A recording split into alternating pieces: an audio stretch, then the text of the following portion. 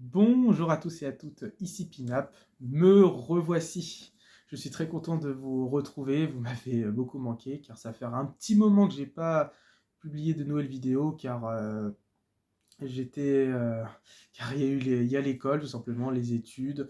Là en ce moment je suis sur un projet, un très gros projet, donc je vous le publierai dans ma vidéo, je vous tease tout ça, mais un très gros projet que me demande l'école, mais voilà, je vous tease tout ça, vous la découvrirez au temps voulu, au moment voulu, donc voilà, je vous tease tout ça. Donc déjà, là, je tiens à vous remercier, dans la partie communauté, vous m'avez écrit des messages qui me fait chaud au cœur sur quand je vous ai souhaité la bonne année 2024. J'aimerais d'abord remercier Fresh Vinyl Addict, Sleaford UK, qui est je suis très content, grâce à lui, j'ai pu faire découvrir le groupe The Smile. Je suis très content. Bien sûr, The Smile n'est pas fini. Il y aura plein d'albums qui vont arriver dans le futur, on espère. Et Big Star 1000, je suis très content. Voilà, je suis assez content. La communauté se développe. Je vous souhaite encore une bonne année 2024. Bon, je me répète un petit peu, mais voilà. J'espère que l'année commence bien pour vous. Moi, de mon côté, ça va. Je suis en vacances, donc c'est cool. Et donc c'est parti, on va commencer sans plus tarder. Alors il faut savoir que quand je dis mes achats divers, bah ça, en gros, je parle de mes derniers vinyles que je me suis acheté hier. Ça rime un peu hiver hier. Et mes derniers, on va dire mes cadeaux de Noël en vinyle. Voilà. Alors à la base, je voulais faire une grosse vidéo où je présente ça, mais elle va être, en fin de compte être en deux parties. La deuxième partie arrivera début février. Car oui, j'ai d'autres cadeaux de Noël qui arriveront en retard, mais ça ne me dérange pas, car je ferai d'autres vidéos dans le futur. Donc voilà, notez dans vos agendas que début février, il y aura une nouvelle vidéo. Une deuxième partie plutôt de mes derniers, de mes derniers vinyles d'hiver. Voilà, donc c'est parti, on va commencer par le premier album que je vais vous montrer. C'est sorti en 1994.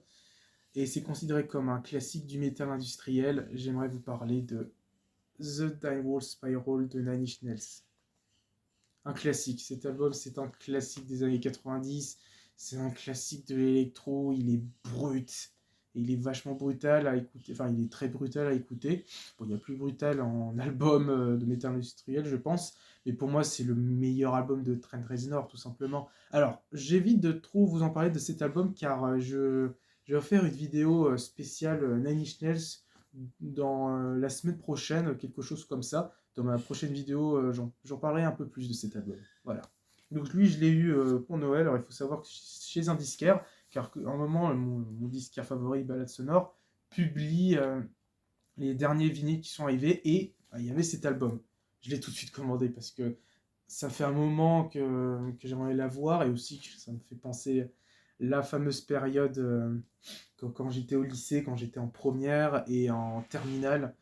J'écoutais beaucoup Nine Inch Nails, c'est durant cette période et c'était incroyable. Ça a été c'était ouais, une petite claque quand même parce que c'est au début j'aimais pas, je trouvais que c'était trop violent, ça tabassait mais au fur et à mesure j'ai appris à aimer l'album, il est génial.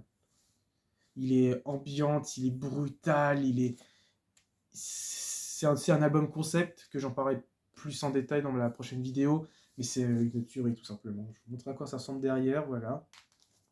Ça ressemble à ça, tout simplement. Enfin, tout simplement, en vrai la pochette est très jolie. Ça représente un espèce de mur crade et il est vachement bien fait parce qu'on sent le côté aussi très crade dans leur production et ça colle bien à l'affiche, ça colle bien à l'album. En fait, c'est un côté, le côté électronique et les guitares, ça sonne très crade, mais en fait, c'est vachement maîtrisé. Je trouve que c'est complètement ouf, quoi. Donc voilà, c'est un Getfall, ça ressemble à ça. Bon, alors ceux qui se demandent ce que c'est que cet objet, bah, alors je sais pas c'est quoi vraiment le nom. Voilà, n'hésitez pas à me le donner en commentaire, mais ça permet de se mutiler. Voilà. Bon, c'est pas très gay, mais c'est bien la vérité, car c'est bien la vérité, car on utilise beaucoup ça pour se mutiler. Voilà, donc c'est un peu un des albums pour ma part les plus dark de de Nine Inch Nails, c'est leur façon, cet album, c'est un classique, il est culte maintenant, ouais, il est génial. Donc voilà, je vous montre les sous-pochettes, ça ressemble à ça. Ça, c'est toutes les paroles des morceaux. Bon, il est,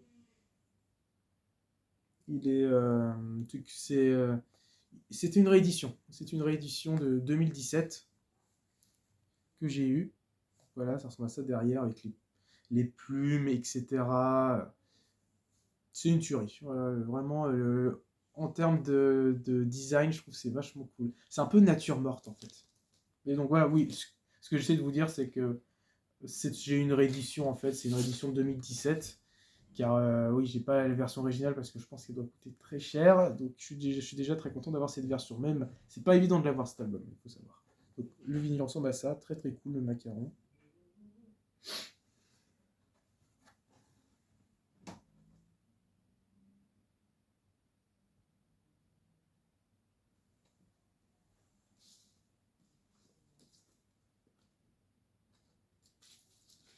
Voilà.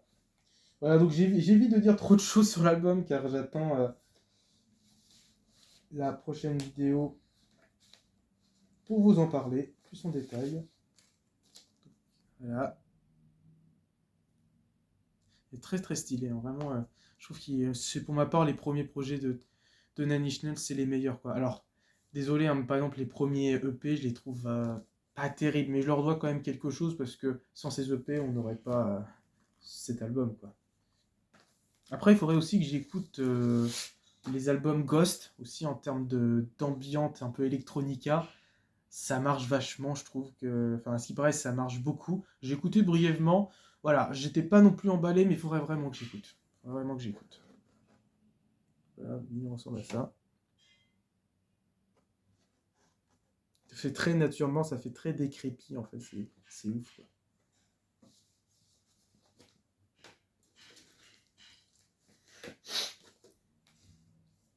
Donc, bien sûr, les titres que je vous recommande. Alors, c'est pas marqué, mais je vous recommande le premier titre déjà, Mr. Self-Destruct, qui est incroyable. March of Peak, je trouve c'est un petit morceau, mais il est, il est bougeant, mais en même temps, à la fin, il revient tranquille, après il rebouge, après ça revient tranquille, c'est génial. Je trouve que ça fait un peu une espèce de cercle en fait qui se répète, je trouve ça complètement dingue. C'est vraiment une tuerie, même le clip est incroyable. Et en plus, ce qui est cool dans l'album, ça contient un petit livret. Voilà, je suis très très content. Donc, en fait, il faut savoir que ça explique comment ça a été fait, l'album, des anecdotes, je pense, dessus. J'ai brièvement, c'est très intéressant. On voit notre ami Trent Reznor en train de chanter. Voilà, derrière, ça ressemble à ça. Je vais montrer juste quelques images car je montrerai plus ça en détail. Donc voilà, déjà ça. Pouvoir Trent Reznor sur son PC en train de composer l'album. Je trouve ça complètement cool. Et là, on voit le clip March of Pigs.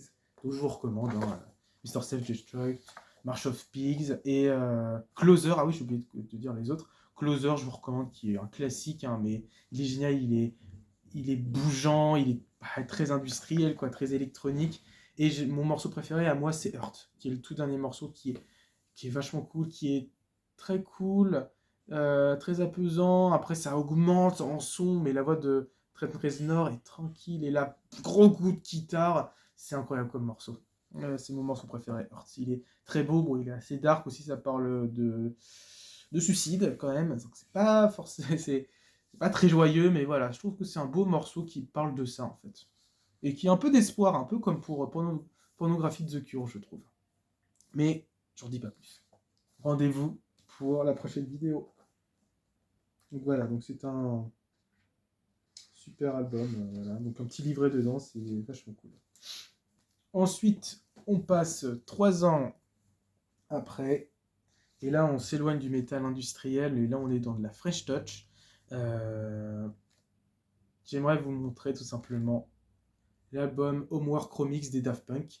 Voilà, bon bah vraiment cet album de remix, je l'ai beaucoup aimé. Les remix parfois je trouve que c'est pas terrible, mais il y en a certains que j'aime beaucoup. Bon, en Daft Punk, il y a aussi Daft Club que je vous ai montré dans une de mes dernières vidéos où je parle de Daft Punk. j'en parle et bah, c'était le seul vinyle qui me manquait dans ma collection. Bah, c'est celui-là, quoi. Je suis très très très content. Donc voilà, il ressemble à ça, avec ces espèces de, on voit les bouts des singles. Donc c'est très techno, c'est très détroit. C'est vraiment, tu vois que c'est vraiment joué pour les clubs, etc. Je trouve qu'il est cool à écouter, bougeant, mais en même temps, comme je le dis, cool à écouter. Je trouve que c'est vraiment sympa. Donc derrière ça ressemble à ça. Donc il faut savoir que c'est beaucoup trois morceaux qui ont été mixés, trois titres qui ont été mixés avec plusieurs DJ. Il y a Revolution 909, Burning et Around the World. Voilà. C'est beaucoup ces trois-là, mais c'est vraiment très très bien. Il y a vraiment patte artistique, pardon, leur patte artistique qu'on a mis dedans, et je trouve qu'il y a des bonnes idées. Voilà, Sous-Pochette ressemble à ça. Et voilà. C'est un très très bon album pour ma part. Voilà, les macarons ressemblent à ça.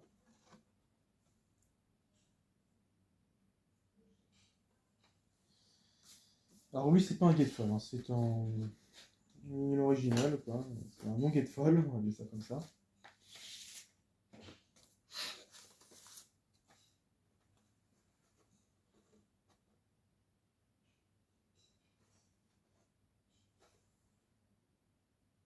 Je vous conseille de l'écouter, il est cool, vraiment, moi je le trouve vraiment sympa oula, comme album à écouter. Il est très sympa, très techno, etc. Vraiment écoutez-le dans le train ou quand vous êtes chez vous, il est vraiment sympa.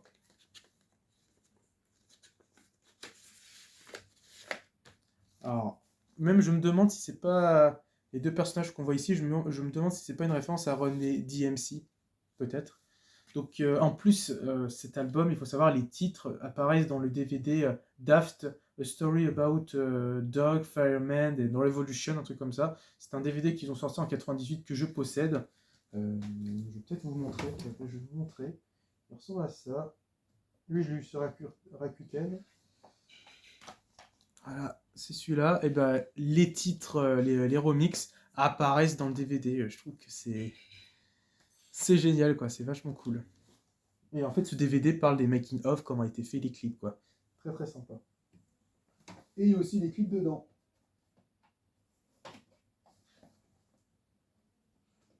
Donc voilà, alors les titres que je vous recommande, il y a bah, déjà le premier titre, Around the World iCube Remix, que je trouve très très cool à écouter.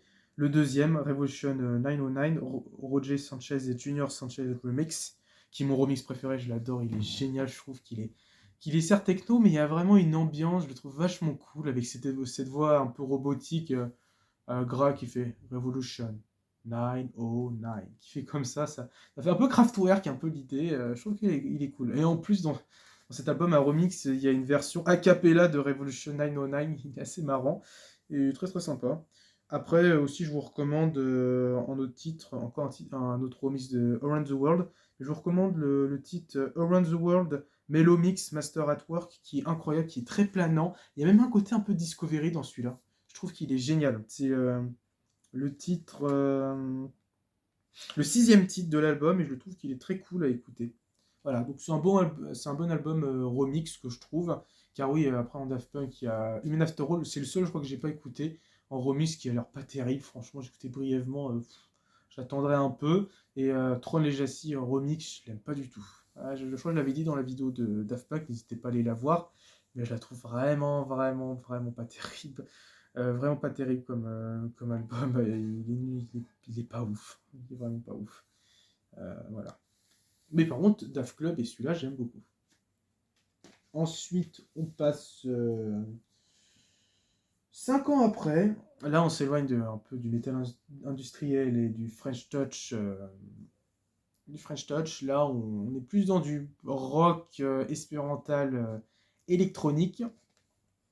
Et j'aimerais vous partager un groupe aussi que j'aime beaucoup, que je suis très content d'avoir, car ça fait un moment que j'aime ce groupe. Ça va faire, je crois, depuis l'année dernière que j'aime bien, que j'ai beaucoup écouté. c'est tout simplement le premier album de Xiu Xiu, Knife Play, qui est un album génial. Alors, c'est sûr, la première écoute, vous allez trouver ça très spécial. En fait, c'est des sons, c'est beaucoup de cloches, c'est une ambiance complètement ouf, mais c'est génial. Alors, il faut savoir que moi, je les compare beaucoup à The Cure en termes de changement, parce que oui, ce groupe a beaucoup, beaucoup changé durant les années, comme pour The Cure avec Robert Smith, car il y a eu beaucoup de changements de line-up, etc.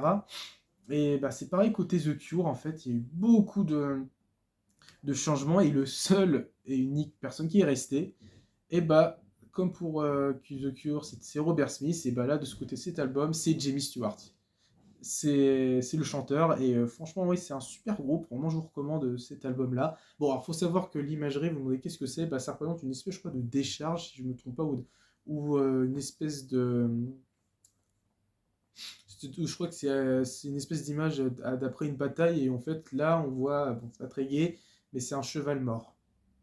Voilà. C'est pas très gai, hein, oui, c'est sûr, hein, mais c'est génial. Alors cet album, c'est aussi, ça parle beaucoup de choses sombres, de manière assez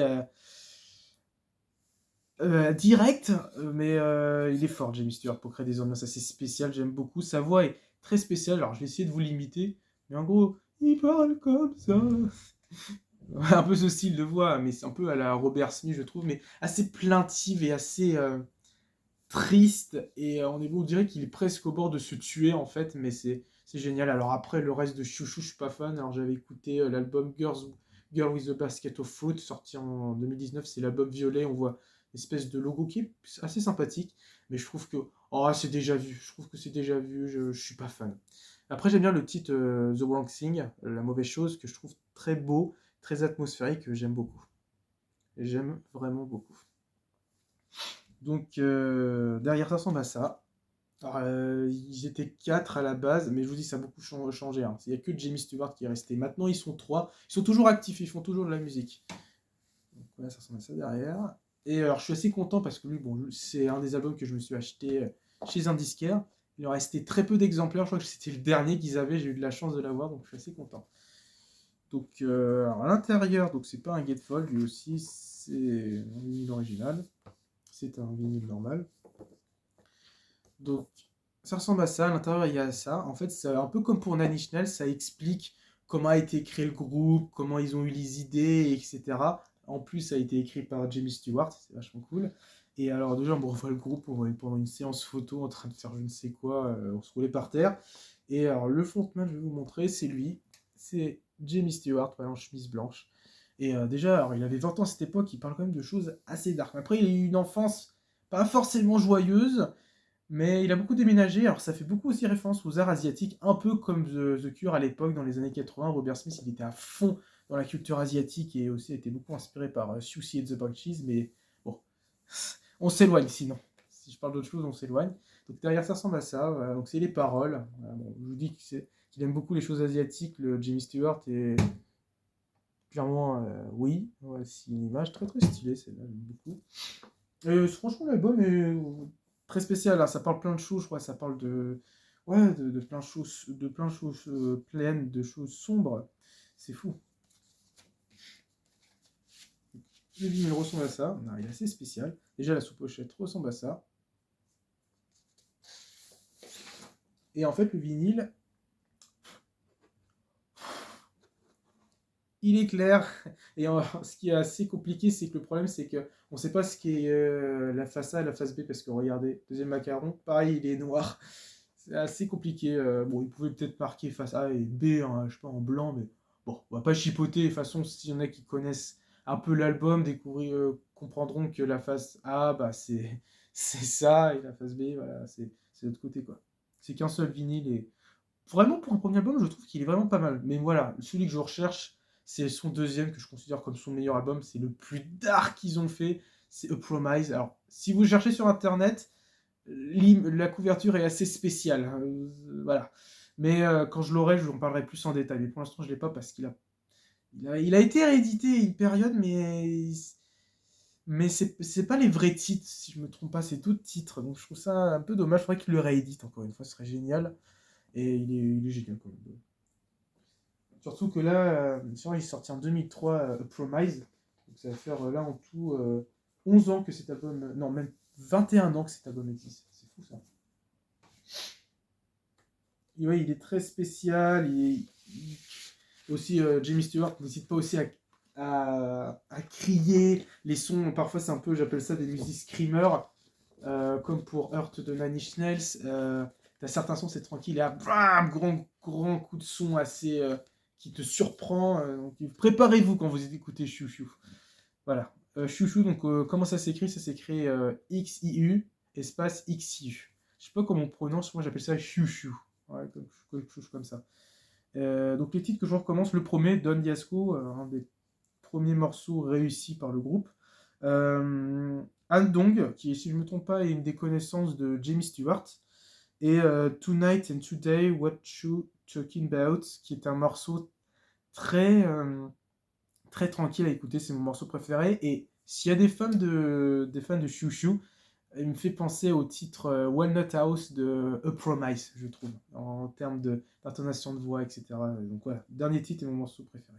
Voilà, très bon album si vous aimez bien l'expérimental rock en électro, je vous recommande celui-là, il est génial. Voilà. Ensuite, on passe 6 ans après, là cette fois on est toujours dans le rock, sauf que là on est plus dans de l'ambiante expérimentale. Et déjà, je remercie mon ami de me l'avoir fait découvrir, car je me suis pris une claque. C'est vraiment un des albums coup de cœur de cette année. Je l'apprécie énormément. Il est génial, je trouve.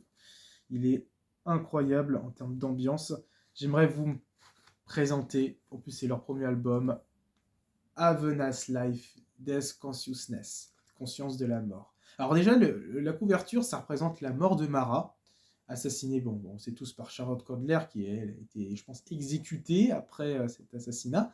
Et ça fait beaucoup référence à l'art médiéval, Moyen-Âge, un peu Louis XIV, mais c'est beaucoup dans référence au Moyen-Âge. Alors c'est un groupe américain. Et il faut savoir, cet album, il a été fait avec très peu de moyens, avec que 1000 $. Et avec 1000 $, il t'arrive à créer une ambiance de fou. Oh, c'est génial. C'est un son un peu à la cigarette after sex. Je parle des guitares. Mais c'est bougeant. Il y a une espèce de rythmique, boîte à rythme. On sent il y a un côté aussi, pas beaucoup de moyens avec cette boîte à rythme qui a un son un peu électronique qui fait penser au titre Idiotech de Radiohead. C'est vachement cool. Voilà, c'est un très très bon album. Il est génial. Il dure à peu près 1 heure, mais c'est 1 heure où tu t'es embarqué quand tu écoutes cet album. Donc c'est un Gatefold, lui. Donc voilà. On peut voir même les équipements. Attends, je vais vous montrer. Déjà, on peut voir une peinture de médiévale. Là, ça, c'est les crédits, je pense. Et là, le petit. Attendez, j'essaie de vous montrer. Le petit texte ici, là, bah, c'est tous les équipements qu'ils ont utilisés, les choses comme ça. Faites pause dans la vidéo. Vous verrez mieux. Alors, ce qui est aussi un peu compliqué, c'est sortir les sous-pochettes. Elles sont un peu casse-pieds à sortir avec ce vinyle. J'ai trouvé la méthode, je fais comme ça. Oh. Oula, doucement, Jean. Oula. Donc, les sous-pochettes ressemblent à ça. Ça va, il a rien le vinyle, ne vous inquiétez pas. C'est un vinyle gris. Et ouais, c'est un vinyle gris. Voilà.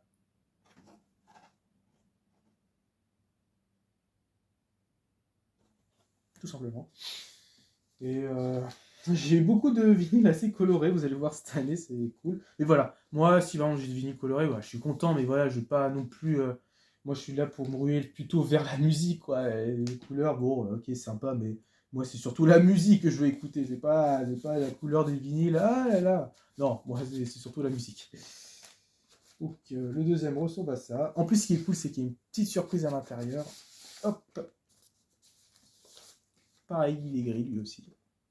Et c'est une tuerie. Alors, j'ai pas fini d'écouter toute leur discographie. Je me suis arrêté à l'album de 2014, The Unnatural World, si je me trompe pas. Et là, en plus, dernièrement, enfin l'année dernière, du coup, 2023, ils ont sorti un nouvel album qui est une espèce de démo. J'ai écouté, ça a l'air plutôt pas mal. Donc voilà, ça ressemble à ça.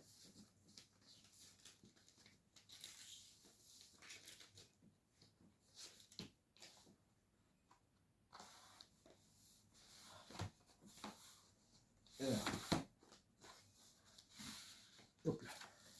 À l'intérieur, il y a un petit livret, très très cool. Alors je me demande qui c'est, mais il fait penser un peu au chanteur du groupe de Chouchou, Jimmy Stewart, je trouve.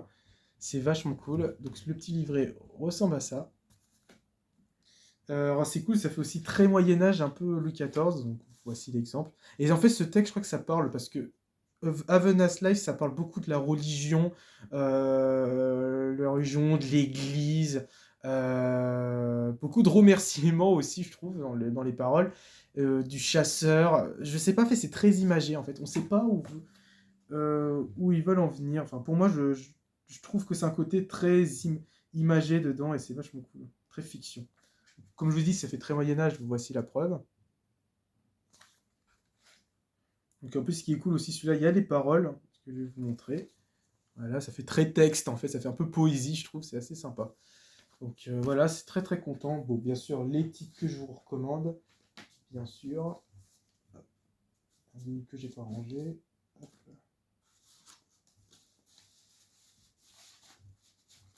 Ah, ils sont un peu casse-pieds, comme j'ai dit. Ah, mais à ranger. Hop, ça va.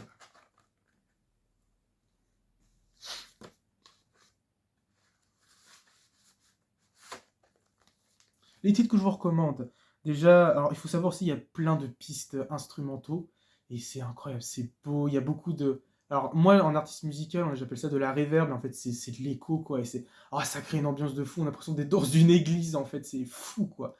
Dans une église, donc les titres que je vous recommande, déjà, il y a Blood Earl, qui est mon titre préféré, ça c'est mon morceau, moi, qui représente bien l'année 2023-2024, quoi, je trouve. C'est génial comme morceau, c'est mon titre préféré.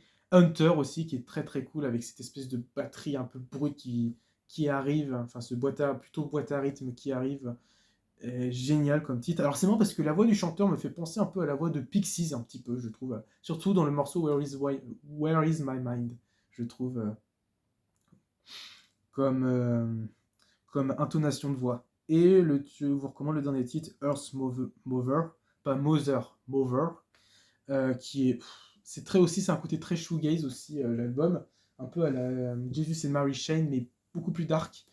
Et en fait, c'est des gros sons de guitare complètement déstructurés, et c'est une expérience, quoi. Tu t'en prends tu t'en prends plein les oreilles, tu fais waouh, qu'est-ce que c'est fou, qu'est-ce que c'est fou à écouter. C'est dingue, vraiment cet album il est dingue. Mon morceau préféré, Blood Hair, tout simplement. Vraiment, écoutez-le. Je vous mettrai en lien de la description si vous voulez écouter. Il est génial cet album. Alors, si vous avez Spotify ou Deezer, je pense que vous le trouverez. Donc là, on passe en 6 ans après. Là, on s'éloigne du rock ambiante, du dark ambiante, drone. Et là, on est plus dans quelque chose de joyeux. Là, c'est aussi un des albums que je me suis acheté hier. C'est un album de Vaporwave, c'est Discontious Hologram Plaza. Ah là là, cet album il est incroyable. Alors, à ce qui paraît aussi, c'est un classique de la Vaporwave. Je savais pas, moi pour ma part, je savais pas. Pour ma part, je pensais que c'était 2814 Birth of a New Day ou Floral Shop de Macintosh Plus. Mais non, cet album aussi est un classique. Et en plus, j'ai la version anniversaire, ce qui est vraiment cool. C'est-à-dire qu'en fait, j'ai des titres inédits dedans. Et c'est vraiment sympa. Alors derrière ça ressemble à ça. Voilà. En fait pour ma part, c'est très très stylé, ça fait très buggé, mais il faut savoir qu'en fait j'ai l'impression que ça représente un mirage. Le protagoniste, j'ai l'impression qu'il voit deux voitures américaines et des palmiers, mais en fait tout ça n'était qu'un mirage et que ça commence à s'effacer. Et voilà. Alors déjà la sous-pochette ressemble à ça, tout simplement, blanche. Et comme pour Xiu Xiu, il est aussi transparent. Sauf qu'il est transparent et en même temps il est bleu clair. Je trouve que c'est complètement dingue. De toute façon, la Vaporwave aussi, c'est beaucoup dans les couleurs de vinyle aussi. C'est génial. Donc voilà, il ressemble à ça. Et en gros, il y a 3 titres inédits pour fêter les 10 ans de cet album qui est sorti donc en 2013. Voilà, c'est un album, il est génial car la phase B, ça ressemble à ça. Il est génial car en fait, tout simplement, j'ai l'impression que en fait on a l'impression d'être dans un monde complètement. De toute façon, je vous mettrai aussi en la description l'album si vous voulez l'écouter. Et qu'est-ce que c'est que la Vaporwave, s'il y en a qui connaissent pas. Et clairement, j'ai l'impression que quand j'écoute cet album, j'ai l'impression d'être qu'on est complètement seul dans un monde idéalisé où tout, où bien sûr il y a personne, il y a vraiment personne, tu es face à toi-même, où les centres commerciaux marchent, les moyens de transport marchent, et en fait il y a un sentiment ouais, de solitude très liminale, comme la liminal wave, comme j'avais déjà fait, j'avais déjà sorti un EP. N'hésitez pas à aller l'écouter, il s'appelle Lost in the Lonely Corridor. Cherchez un petit peu dans ma chaîne YouTube, vous le trouverez. Il n'y a pas très longtemps. Et pour ma part, je ressens ça. Ce sentiment de. C'est joyeux, c'est très doux, c'est une ambiance où tu as envie de. C'est une ambiance très, ouais, très doux. Mais en même temps, tu as cette ambiance où tu te sens seul en fait. Et ça me fait penser un peu à Tomorrow Harvest de Board of Canada. Bon, sauf que là, c'est plus post-apocalyptique. Là, c'est quelque chose où c'est joyeux, etc. Idéalisé. Très aussi consumérisme. Enfin, tout le tintouin, tout ce qui catégorise l'Amérique, quoi. De l'Amérique, en partie. Et, et, en f- et tout simplement, on essaie de trouver une présence humaine, en fait, de trouver un humain, de trouver quelqu'un, en fait, parce qu'on se sent seul, en fait, malgré tout ce qu'on a, tout le, tous les objets, etc., qui essaient pour nous occuper, bah, en fait, on cherche une présence humaine. Quand j'écoute cet album, pour ma part. Donc voilà. Donc en fait, il fait ses 10 ans, cet album. Bon, maintenant, ça fait 11 ans qu'il est sorti. Et franchement, je trouve qu'il n'a pas pris une ride, quoi. Les titres sont vachement bien.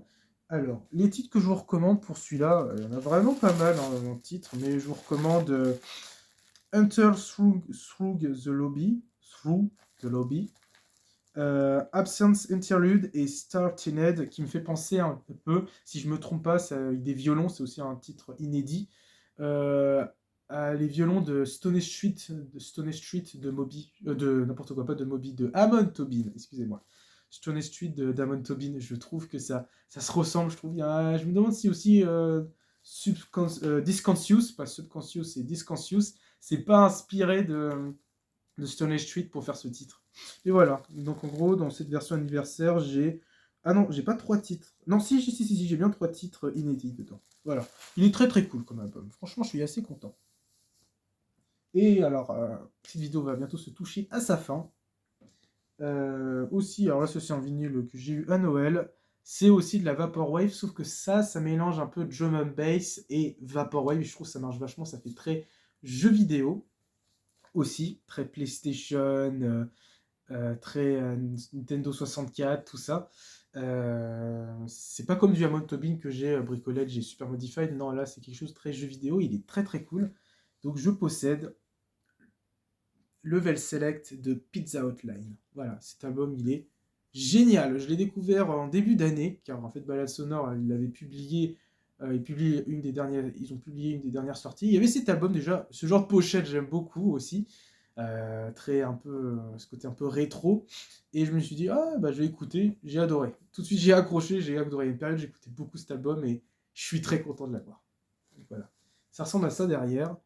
Très très jeu vidéo, ça je me demande si c'est pas des cartouches de jeux, c'est génial quoi. Même on peut voir qu'il a été inspiré. On peut voir les inspirations PS1, alors PS2. Bon, moi j'imagine pas trop PS2.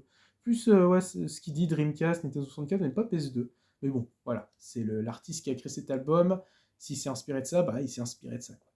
Mais voilà, c'est un très très bon album de Vaporwave, de drum and bass.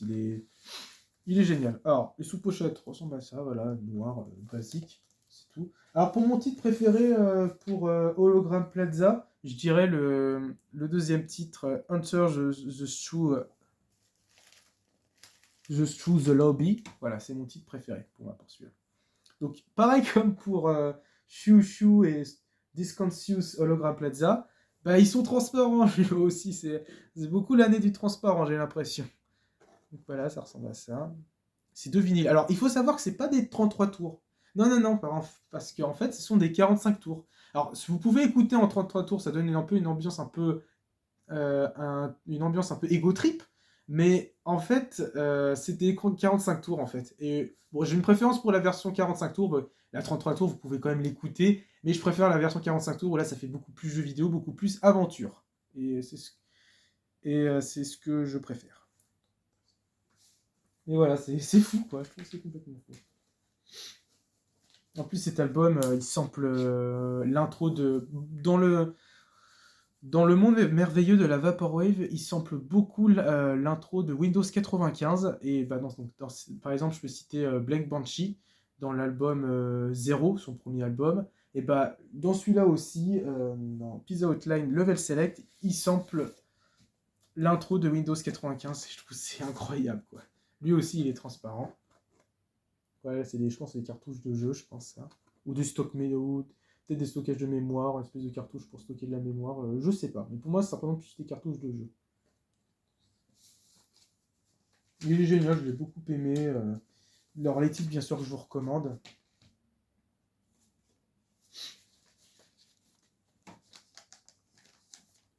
Voilà.